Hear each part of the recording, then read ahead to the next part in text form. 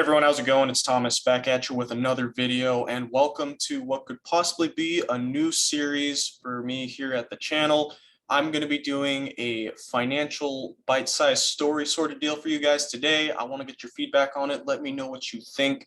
I will include timestamps for each of the stories in the description, as well as links to the articles, because I want you guys to always be well informed with everything that you're doing financially. And let me know what you think below. But without further ado, let's go ahead and jump right into the first story. And so the first story we have today is TikTok and ByteDance. So according to this article by Reuters, which is through Financial Times, TikTok owner ByteDance aims for Hong Kong IPO by early 2022. Now, this is according to the Financial Times. They are saying that ByteDance will possibly go public by 2022, and that currently they are working through details with Chinese authorities. And this is as reporting on this Sunday. However, ByteDance, on the other hand, denies these claims, and they are saying that they do not have any imminent plans of an IPO at this time. So they could be looking to do it in the future.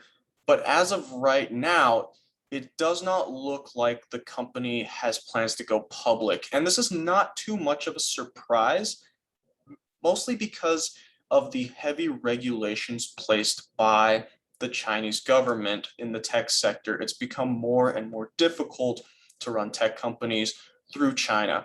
And so I could see this definitely being an obstacle for them. However, on the other hand, they might be kind of keep it on the down low to see what happens. But we'll have to see what goes on in the future. This just came out, and we'll have to keep an eye on this going forwards, because you know me, I love my IPOs, I love the IPO access, so I will be keeping an eye on this for you guys as well.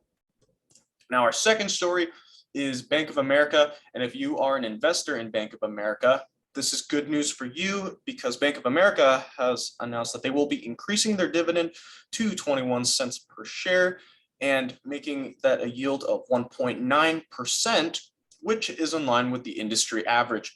So right now, as it stands, this is really good for the investors. Obviously, it's an average. However, Bank of America has regularly increased their dividends. And so if you hold stock in this company, it's been a good couple of years for you.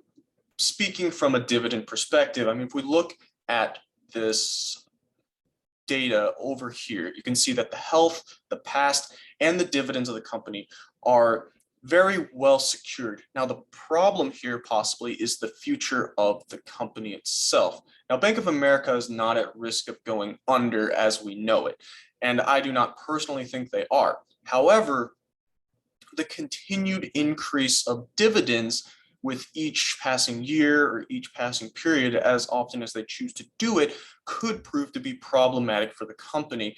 As it says here on the article, it says, overall, we always like to see the dividend being raised, but we don't think of Bank of America will make a great income stock with cash flows lacking.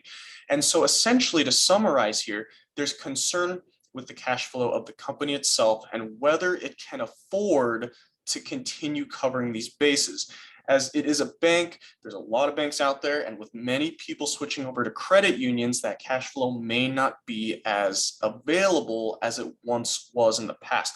Nonetheless, if you hold Bank of America stock, you can be expecting an increased dividend in September. And if you are not an investor in Bank of America, might be a good short-term stock to jump on. I cannot say for certain. I personally think it might be all right, but always do due diligence research with that before you make any decisions. And our final story of the day has to do with Tesla and Volkswagen. And essentially what's happening here is Volkswagen has said that they are looking to become the top electric vehicle battery manufacturer in the world, looking to beat out Tesla, who currently holds that top spot, as that is their only focus, as they do not produce any gas vehicles. Now, back in 2019, Volkswagen released production plans, which according to industry analysts were much better than their competitions, putting them ahead of the competition. It was a well laid out plan, apparently. Now, this was good, but the problem came about because Volkswagen ran into multiple problems going through these steps. And the initial problem was that they simply underestimated the complexity and scale of the task, which is kind of crazy when you think about it, because this is a car manufacturer who is saying they want to be the biggest in the world, but they didn't plan for how that was going to go down the road. So that's kind of crazy there. However, they seem to have somewhat pulled it together, but that brings the next two problems which they face, which obviously are going to be serious problems here. The next one that they faced was they did not have the engineers to do the job. It was a new industry for them at the time. They did not have a lot of familiarity in the field. And so they didn't have people who knew how to produce these batteries, to produce them sustainably, produce them efficiently and cost effectively. And this was going to be a problem for them because they were not wanting to outsource any of the batteries. They were wanting to produce it all in-house. And so what they did to somewhat tackle this problem was they used Germany's dual training system and utilized engineering students through it. Essentially what that entailed was the dual training system is very similar to a trading, like a trade here, where you go to trade school and you practice whichever field of study that you're in. You do a lot of hands-on work. And so they took engineers who were practicing in mechanical, civil, chemical, electrical. They went in, they put them either in the Volkswagen factories or they watched them work in other areas and decided if they would want to hire them onto the company or find what it was that they needed out of these engineers. And that kind of helped them pinpoint what it was that they were looking for.